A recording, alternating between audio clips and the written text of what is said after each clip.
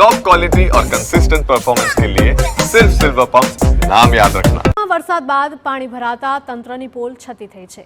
સરકારી આવાસ અને સેવા સદન રોડ પર પાણી ભરાયેલા જોવા મળ્યા। અધિકારીઓ કર્મચારીઓના આવાસ પાસે વરસાદી પાણી ભરાઈ ચૂક્યા છે। કલેક્ટર, એસપી, ડીડીઓ સહિતના અધિકારીઓના ઘર પાસે પાણી ભરાયેલા છે। વરસાદી પાણી ભરાતા તંત્રની પ્રી મોન્સૂન કામગીરીના ધજાગરા ઉડ્યા છે। તો તાપીમાં મેઘમહેર જોવા મળી રહી છે અને તેના કારણે અનેક વિસ્તારોમાં પાણી ભરાય છે અને આ જ પાણી ભરાવાના કારણે સ્થાનિકોમાં પણ આક્રોશ જોવા મળી રહ્યો છે। સ્થાનિકોનું કહેવું છે કે તંત્રએ પ્રી મોન્સૂનની કામગીરી નથી કરી અને એનું પરિણામ હવે નાગરિકોને સહન કરવાનો વારો આવ્યો છે।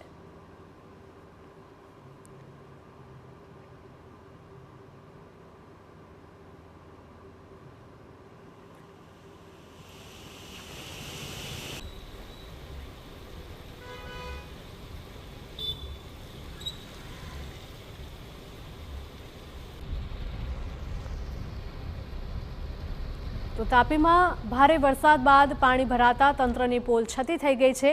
સરકારી આવાસ અને સેવા સદન રોડ પર પાણી ભરાયેલા જોવા મળ્યા। અધિકારીઓ કર્મચારીઓના આવાસ પાસે ભરાયા છે પાણી। કલેક્ટર, એસપી, ડીડીઓ સહિતના અધિકારીઓના ઘર પાસે પાણી ભરાયા છે। વરસાદી પાણી ભરાતા પ્રી મોન્સૂનની કામગીરીના ધજાગરા ઉડતા જોવા મળ્યા।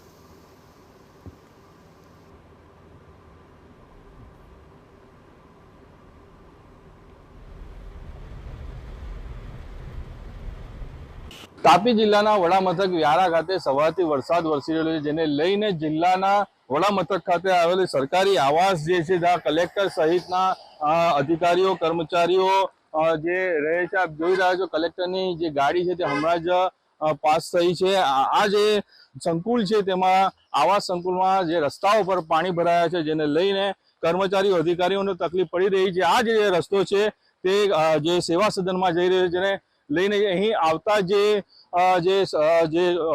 દરરોજ આવતા અરજદારો છે તેમને પણ ભારે મુશ્કેલી પડી રહી છે।